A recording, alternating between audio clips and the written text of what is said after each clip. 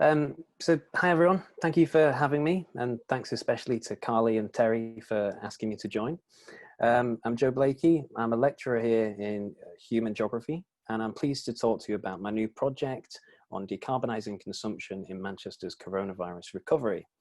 And this is funded by the ESRC Impact Accelerator Account Rapid Response Scheme. The project is just kicking off, so this is all very prospective, but I'm going to give you a bit of background about how this arose out of my research, tell you about the strategy for impact, and offer some reflections for how we might think about impact towards the end. There's maybe a little less I can tell you at this stage about evidencing impact, but I hope what I'll share will nonetheless be of use. Who am I? Well, I'm a political geographer. My main interests are around the relation between accounting, standards, and politics.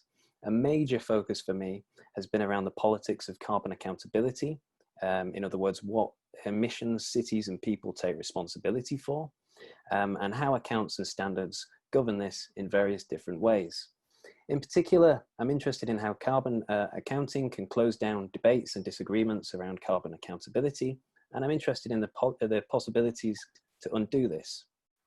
I'd say I'm quite a theoretically inclined person, but I'm resisting the urge today to talk with you about this project, which is one of the ways I'm trying to apply my work. Empirically, I've grounded much of my research in local carbon accounting practices. To this end, I'm a member of the Manchester Zero Carbon Advisory Group and its forerunner, the Manchester CO2 Monitoring Group, which I joined in 2016.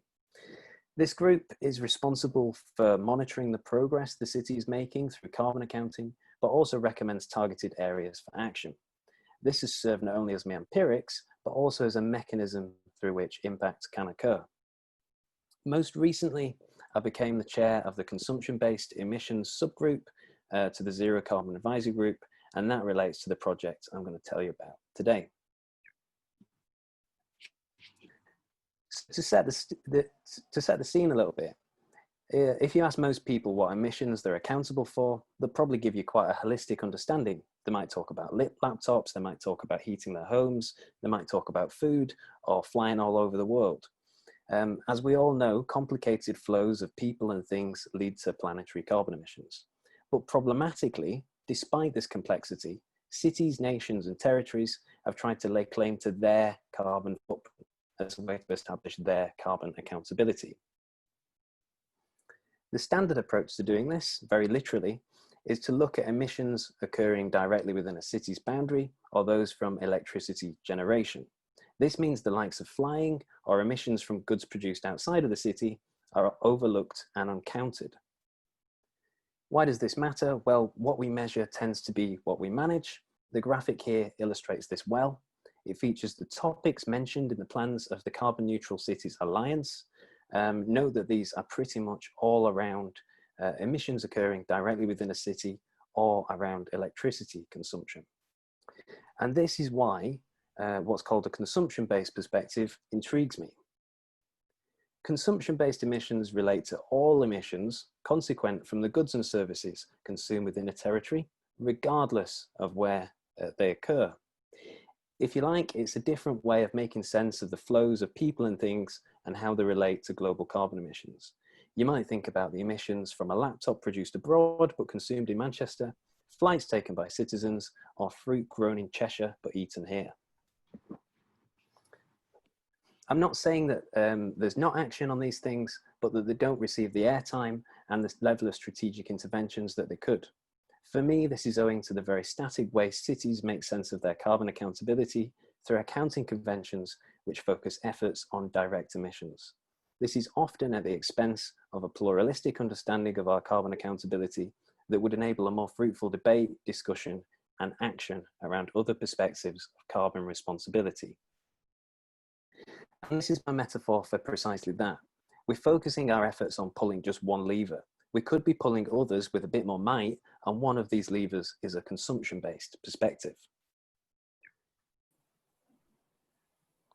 So this is one of the routes for the project, which is geared up at trying to get the city to pull the consumption lever in a little more of a concerted way. Now, in the context of the coronavirus recovery, this strikes me as really important. The city council, national government, and probably most of the population want to get the economy moving again. But given that we have a predominantly service sector and the amount of building going on in the city, this could be at the detriment of our consumption-based footprint.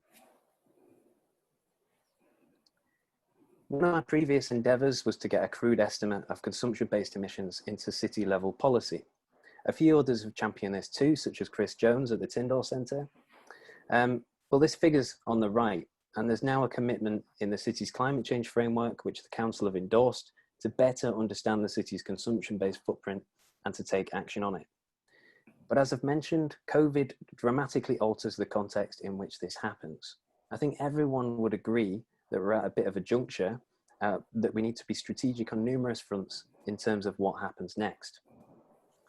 After a proposal from the Manchester Climate Change Agency, the City Council has agreed to embed climate change commitments in the recovery plan, and the Manchester Climate Change Agency and the Zero Carbon Advisory Group are supporting. As such, there's an opportunity at this point to feed in expertise, to make sure we're on the right track and to expand what emissions the city takes accountability for.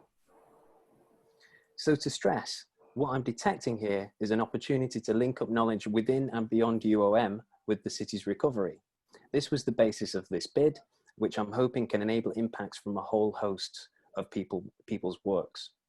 There's two interrelated objectives to this end. The first is to synthesize existing expertise, drawing upon what other cities are doing and academic knowledge. And the second is to review the city's recovery framework and identify opportunities to embed action on consumption-based emissions. Dr. Jana Bendler will be acting as RA on this project and will be undertaking a desk-based review of other cities' recovery plans and relevant academic articles and grey literature. Together, we will be hosting two workshops, one with UOM academics and another with interested parties across the city as part of this evidence collecting process. All of this is going to come together in the form of a report. Recognising that some councillors don't read reports, we also plan to present it at the Manchester City Council Neighbourhoods and Environment Scrutiny Committee. We're also going to translate it into a webinar and a blog post that the Climate Change Agency has agreed to share with the Core Cities UK and the Manchester-led Zero Carbon Cities project, which feeds into the EU Covenant of Mayors. So if successful, it's got the potential for quite a big outreach. As the Climate Change Agency are formally supporting the City Council in their recovery work, we're also able to comment on various different policy documents as they are drafted. These are all things I'm hoping can be used to evidence impact a little further down the track, along with statements from the beneficiaries. All in all, we're hoping that this project will translate UN research and other existing expertise into policy, further an understanding of how we can decarbonise consumption in the recovery from coronavirus, and provide capacity to the Zero Carbon Advisory Group and the Climate Change Agency to feed into the city's recovery plans. This is, of course, all very prospective still, but given the discussion here, I wanted to offer a few reflections I've had on how we can think about impact. The first is that existing networks can be really important, particularly as this project was co-produced with the Manchester Climate Change Agency. They're the ones with the wider networks that could get these ideas to have traction outside of Manchester. The second point is that impact doesn't have to be direct dissemination, but might be related to linking up different people and ideas. This project was more about spotting an opportunity that's arguably slightly tangential to what I do, but I was nonetheless in a position where I felt I could do something that might enable the impact of others. And finally, that to reach a variety of audiences, I reckon it helps to have different kinds of outputs. That's from me for now, but thank you very much for listening. I hope there's some points of inspiration or at least discussion in there. I'm happy to take any questions, and should you fancy coming along to the workshop, it will be on Wednesday the 14th of October, 3 p.m, and there's a sign up link there. It's bit.ly/UOM consumption. Thank you very much. Well, thank you, Joe. I think that was a great start. It sort of flagged up lots of issues around sort of writing for impact for me, in the sense that I think this is an area that I know very little about. And I think when we're talking about impact case studies, often we've got to talk in a lay language to sort of to really communicate it to others, and I think that was very clear. And the other aspect, which I didn't mention earlier, is you're also linking it into professional practice and policy, which I guess some of the resources that we have at the university will be kind of, we'll be talking about them at the end of this session when we talk about policy at Manchester and some of the comms teams, etc.